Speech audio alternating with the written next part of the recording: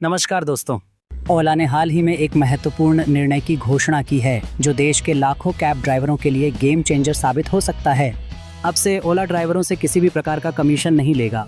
इसका मतलब है कि 10 लाख से अधिक ड्राइवर अब अपनी कमाई में पूरी तरह से मालिक बन गए हैं। यह ड्राइवरों के लिए एक नई उम्मीद का प्रतीक है जिससे उनकी आर्थिक स्थिति में सुधार होने की संभावना बनती है। कंपनी ने स्पष्ट किया है कि ड्राइवर अब अपनी सवारी से मिली पूरी आय रख सकेंगे, चाहे वह सवारी छोटी हो या लंबी। इससे ड्राइवरों को आर्थिक स्वतंत्रता मिलेगी और वे अपनी मेहनत का पूरा फल प्राप्त कर सकेंगे।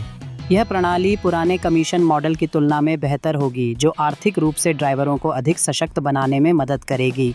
ऐसा परिवर्तन न केवल व्यक्तिगत ड्राइवरों के लिए सकारात्मक है, बल्कि पूरे परिवहन क्षेत्र में उपलब्धियों के नए द्वार खोलने में सहायक हो सकता है।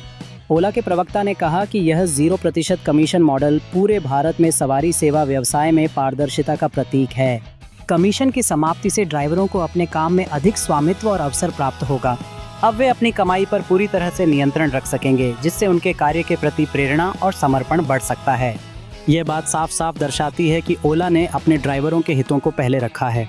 ओला ने इस नए मॉडल को चरणबद्ध तरीके से लागू किया है, जिससे पहले ऑटो ड्राइवरों को फायदा हुआ और अब इसे ओला बाइक और ओला कैब्स में भी लागू किया गया। इसके साथ ही कंपनी ने सुरक्षा से संबंधित मुद्दों पर भी जोर दिया है। ड्राइवरों की पृष्ठभूमि की जांच और वाहनों की गुणवत्ता सुनिश्चित करने से यात्रियों की सुरक्षा को ध्यान में रखा जाएगा।